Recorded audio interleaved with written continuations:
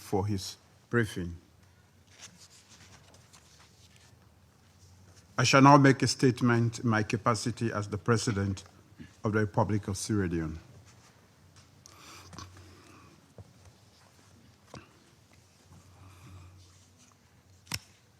Madam Deputy Secretary General, distinguished members of the Security Council, I'm pleased to return to this historic chamber for the second time in 2 years during Sierra Leone's tenure on the Council to address an issue that tests our shared humanity and global stability, conflict-related insecurity, food insecurity. Last year, we discussed reforming this council to make it more representative. Today, we discuss how to make it more responsive, because even a reformed council without moral standing will not preserve peace. Sierra Leone's own history has taught us that peace is not inherited. It is cultivated, season by season, through peaceful settlement of dispute, justice, and equality. And today, as we gather under this roof of our multilateral collective security scheme, we must remember that hunger, too, is a form of violence. Slow, silent, and corrosive. I thank Her Excellency the Deputy Secretary General, Madam Amina Mohammed, Assistant Secretary General Joyce Musuya, Dr. Ibrahim Hassan Mayaki, and Mr. Maximo Torero Kulen for their thoughtful briefings and for the leadership they continue to provide in addressing global food systems and humanitarian coordination. Distinguished members of the Security Council, the Charter of the United Nations begins with a promise to save succeeding generations from the scourge of war. That mandate extends beyond ending wars to preventing the conditions that make wars inevitable. As a former UN Secretary General Dag Hammarskjöld warned us, our task is, and I quote, to save humanity from hell.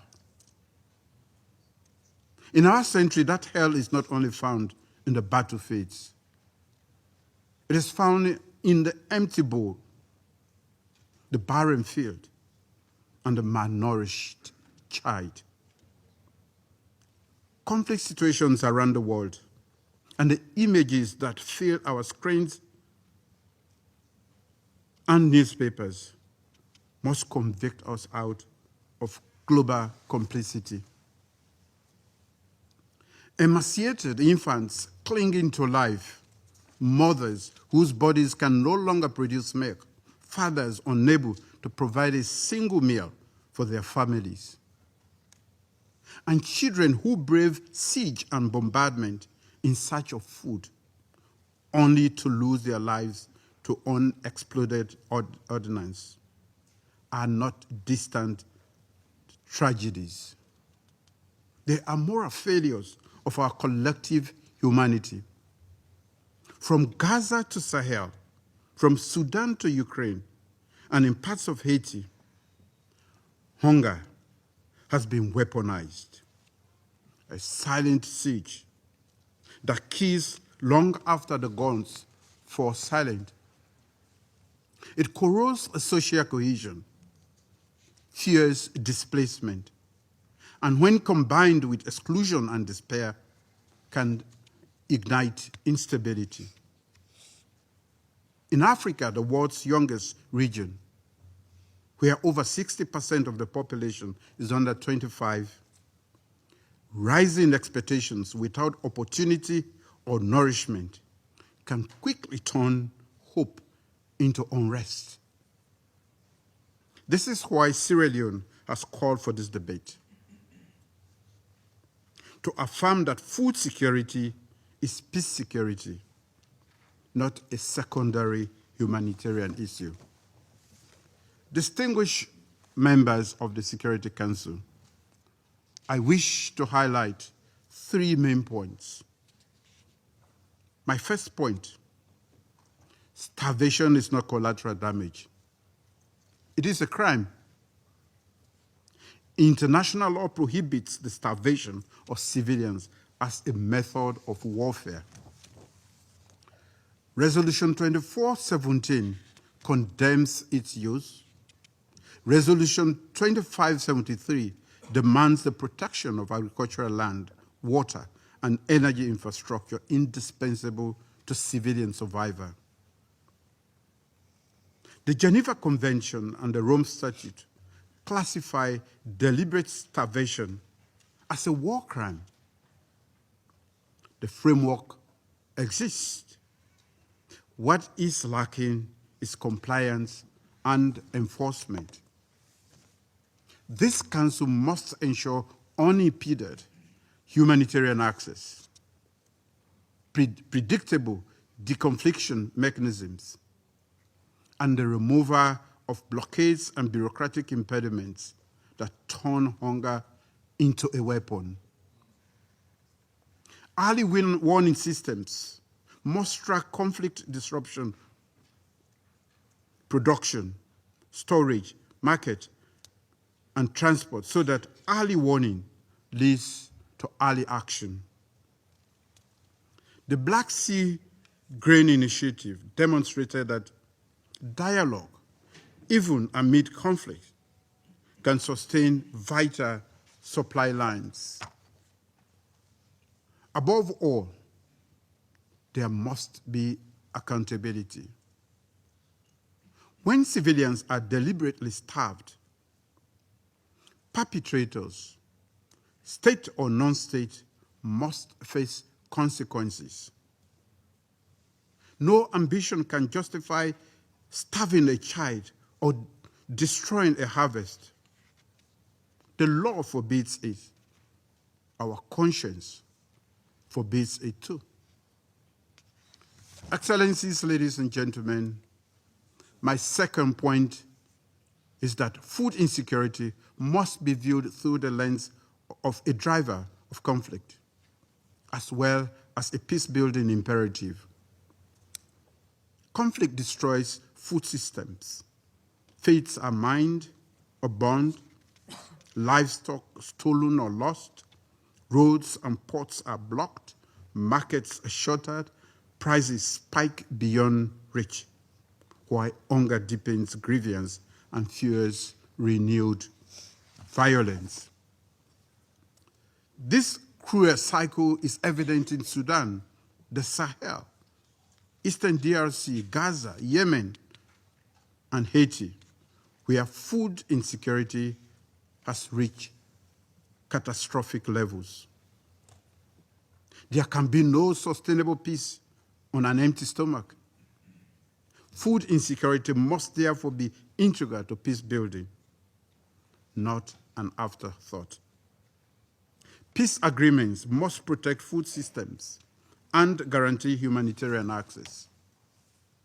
Post-conflict recovery must restore livelihoods through seeds, tools, feeder roads, and access to markets.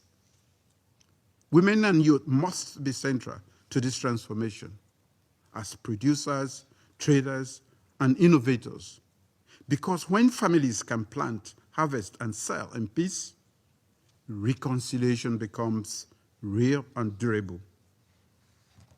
Distinguished members of the Security Council, my third point, which relates to peace and development nexus, and as President of the Republic of Sierra Leone, I bring to this agenda our own national experience. Our Feed Salon initiative, as both a local model and a regional contribution to the global pursuit of peace through food security.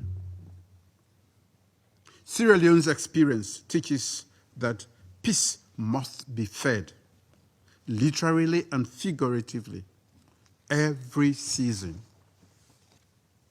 Our flagship National Development Initiative, Feed Salon, places food security at the heart of national development. It aims to raise productivity, reduce import dependence, create rural jobs, and build climate resilience. The program stands on 4 pillars. First is production, which involves access to seeds, mechanization, irrigation, and research. The second pillar is resilience, focusing on climate-smart practices and land restoration. The third pillar is market and value chains, involving rural infrastructure, processing, and finance. The fourth pillar is human capital, which involves empowering women and youth, improving nutrition, and linking protection to productivity. Our goal is not merely to grow food, but to grow peace, putting livelihoods into people's hands, dignity in their homes, and hope in their communities. Sierra Leone is also advancing regional cooperation on early warning, strategic reserves, and trade facilitation so that grain can move when people need it, where people need it most. As chair of ECOWAS, Authority of Heads of State and Government, Sierra Leone's voice carries the shared aspiration of a region determined to transform its challenges into opportunities. From the Sahel to the Atlantic, ECOWAS member states are integrating food security into peace building, climate adaptation, and trade frameworks. The ECOWAS Regional Food Security Reserve and our early warning and response network are being expanded to anticipate crises, coordinate humanitarian corridors, and stabilize markets. These efforts are part of a continental commitment under the African Union Comprehensive Africa Agricultural Development Program and the Malabo Declaration on Agricultural Transformation. We commend the United Nations agencies, international financial institutions, and private sector partners whose innovation and investment continue to sustain millions. Together, we must now move from fragmented responses to a coordinated global food security compact. Excellencies, intentions must now become implementation. I propose 6 concrete actions as part of a solution-driven approach. Protect food systems in conflict. Integrate protection of civilian food assets, such as fields, herds, storage facilities, maize, and sources of water and energy for agriculture into council mandates and sanction regimes. Have standard language in council documents, mandates, and sanction criteria.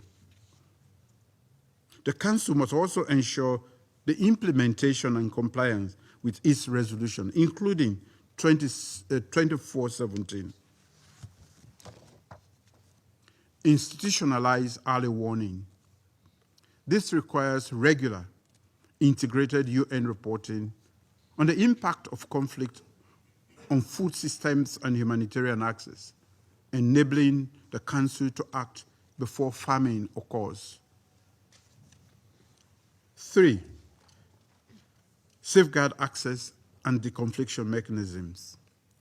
Condemn and sanction the obstruction of humanitarian relief, as well as the diversion and deliberate withholding of food aid as a tactic of war. Support predictable, needs-based humanitarian corridors and ensure deconfliction. 4, advance accountability. Promote impartial investigations into starvation crimes. Support the integration of starvation prohibition into domestic law. And when appropriate, allow accountability measures to proceed. 5, link peace-building finance to food security. Ensure that peace-building strategies and financing instruments prioritize livelihoods, rural infrastructure, and climate-smart agriculture as essential peace dividends rather than optional extras. 6, and lastly, promote women and youth empowerment by supporting programs that finance land tenure, access to finance, skills training, and market opportunities for young agricultural entrepreneurs, transforming potential conflict into foundations of stability. Excellencies, starvation is never a natural outcome of conflict. It is a choice to break the law and betray our shared humanity. This Council has the duty to deter that choice and to hold violators to account.